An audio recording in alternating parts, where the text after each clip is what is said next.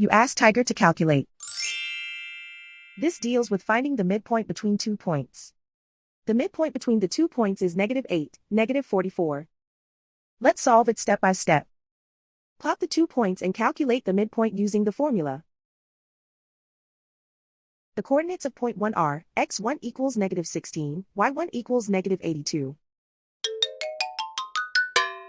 The coordinates of point 2 are, x2 equals 0, y2 equals -6. PM represents the midpoint of the 2 points.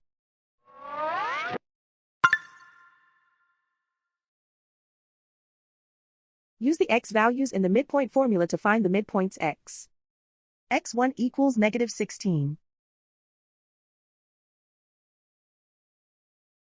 x2 equals 0.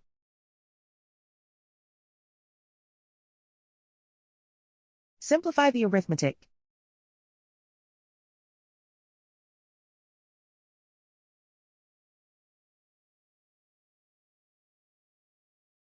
Use the y values in the midpoint formula to find the midpoints y. y1 equals -82. y2 equals -6. Simplify the arithmetic.